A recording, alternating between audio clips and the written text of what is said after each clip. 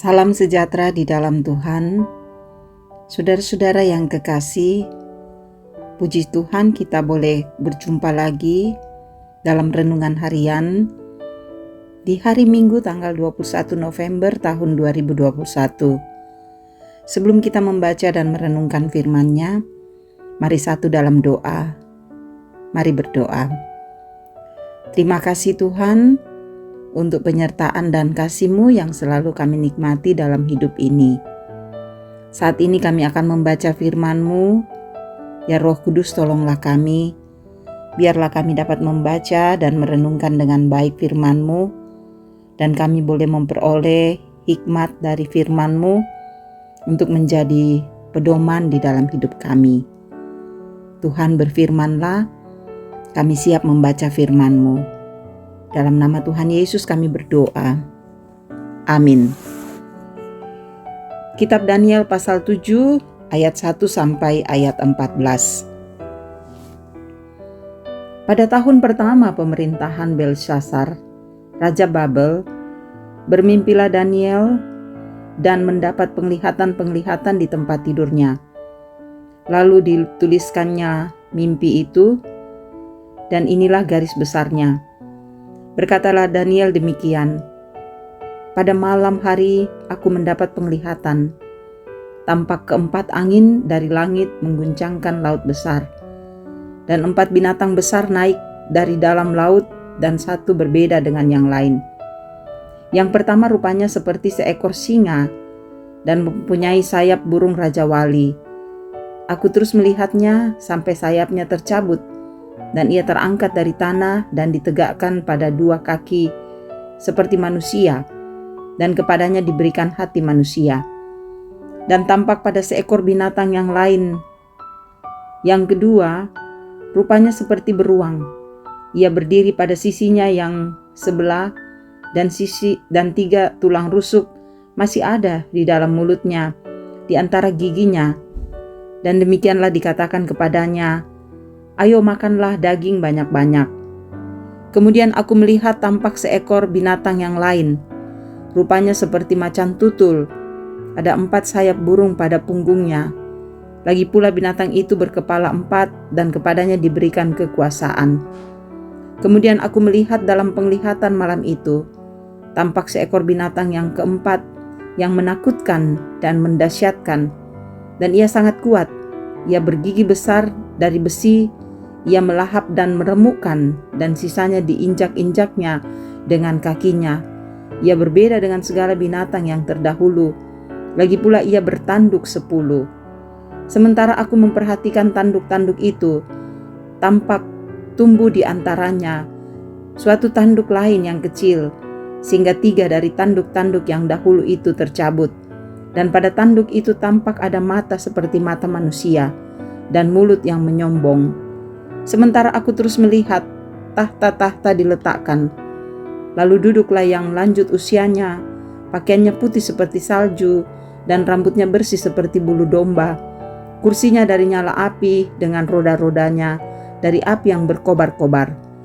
Suatu sungai api timbul dan mengalir dari hadapannya.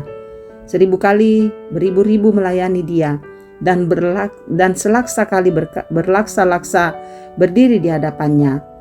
Lalu duduklah majelis pengadilan dan dibukalah kitab-kitab. Aku terus melihatnya karena perkataan sombong yang diucapkan tanduk itu. Aku terus melihatnya sampai binatang itu dibunuh, tubuhnya dibinasakan dan diserahkan ke dalam api yang membakar. Juga kekuasaan binatang-binatang yang lain dicabut, dan jangka hidup mereka ditentukan sampai pada waktu dan saatnya. Aku terus melihat dalam penglihatan malam itu, tampak datang dengan awan-awan dari langit seorang seperti anak manusia. Datanglah ia kepada yang lanjut usianya itu, dan ia dibawa ke hadapannya. Lalu diberikan kepadanya kekuasaan dan kemuliaan dan kekuasaan sebagai raja. Maka orang-orang dari segala bangsa, suku bangsa, dan bahasa mengabdi kepadanya. Kekuasaannya ialah kekuasaan yang kekal, yang tidak akan lenyap, dan kerajaannya ialah kerajaan yang tidak akan musnah. Demikian firman Tuhan yang boleh kita baca pada saat ini. Amin. Tema kita saudara-saudara, Kristus penakluk kerajaan dunia.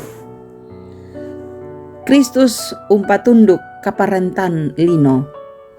Saudara-saudara, puncak kejayaan sering diukur dari kedudukan seorang dalam suatu pemerintahan. Menduduki puncak pimpinan adalah sebuah kekuatan besar, di mana seseorang dapat dengan leluasa menggunakan posisi tersebut untuk melakukan keinginannya. Bahkan tak jarang orang menjadikannya sebagai kesempatan untuk memperoleh keuntungan pribadi. Saudara, melalui penglihatan Daniel, kita menyaksikan bahwa manusia melihat kerajaan dunia sebagai suatu kekuatan besar yang digambarkan seperti binatang buas. Singa adalah Babel, kepala yang terbuat dari emas. Beruang adalah Media Persia, lengan dan dada dari perak.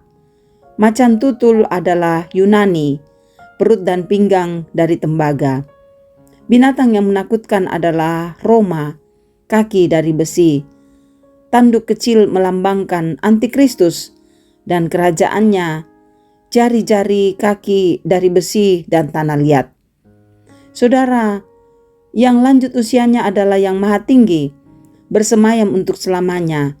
Dia mengambil alih kerajaan-kerajaan dunia melalui anak manusia, yaitu Yesus Kristus. Dialah yang menghakimi dunia. Saudara, Tuhan melihat kerajaan dunia bagaikan binatang buas yang saling menelan dan puncaknya pada kerajaan satanis atau antikristus. Namun, pada akhirnya takluk kepada anak manusia. Saudara-saudara, sebuah penglihatan dimaksudkan untuk dimaknai dan tidak sekedar dipahami, supaya membawa kita makin menaati perintah Tuhan yang berkuasa dan mampu melepaskan kita dari belenggu kuasa apapun di dunia ini.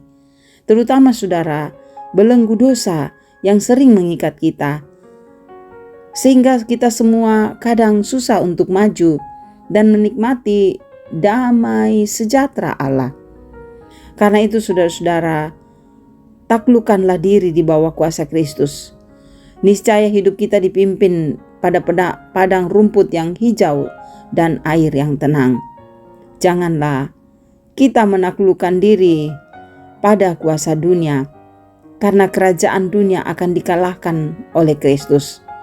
Mari taklukkan diri kita pada kerajaan Allah, karena hanya dalam kuasa Kristuslah kita akan memperoleh kemenangan, dan di dalam Kristuslah kita memperoleh kelepasan bebas dari belenggu dosa dan memperoleh kehidupan kekal di dalam kasih-Nya.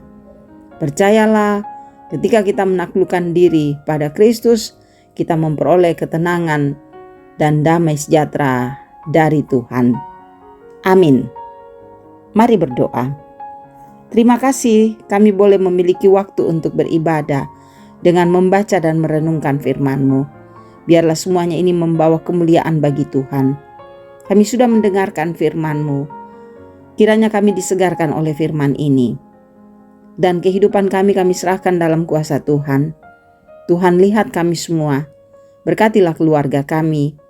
Biarlah damai sejahtera-Mu selalu menjadi bagian yang indah dalam keluarga kami. Anak-anak kami dalam pertumbuhan dan pendidikan, Tuhan tolong. Biar mereka semua memperoleh tubuh yang sehat, memiliki iman yang kuat, dan juga masa depan yang gilang gemilang di dalam Tuhan.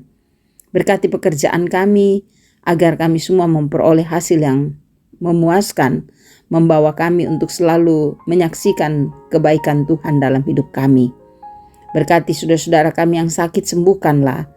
Yang berduka hiburkan, yang bersukacita Tuhan sempurnakan sukacitanya, yang terus bergumul dengan berbagai kehidupan di dunia ini, kuatkan agar mereka tegar berdiri dalam kasih-Mu. Dan berkati para pelayan-Mu, majelis pengurus OIG, untuk terus melayani dengan setia. Berkati juga Tuhan untuk para orang tua kami, Bapak Ibu lansia, semoga mereka kuat dan sehat menghadapi hidup ini dalam bimbingan dan kasih Tuhan. Dan jagalah pemerintah kami agar terus memerintah dengan adil bijaksana. Berkati kami dalam hidup kami, Biarlah kami semua melewati hari ini dan hari-hari ke depan bersama Kristus yang telah memenangkan kami dari belenggu dosa. Dan kami percaya dalam damai-Mu kami tetap hidup dengan nikmat. Ini doa kami, semua kami bawa hanya di dalam nama anak-Mu Yesus Tuhan dan Juru Selamat kami. Amin. Terima kasih saudara-saudara boleh mendengarkan renungan harian ini. Tetaplah semangat menjalani hidup ini, kasih kebaikan dan kemurahan Tuhan bersamamu selalu. Dan yakinlah Dia adalah gembala yang baik menuntun kita pada tempat yang tenang dan teduh. Salam sehat.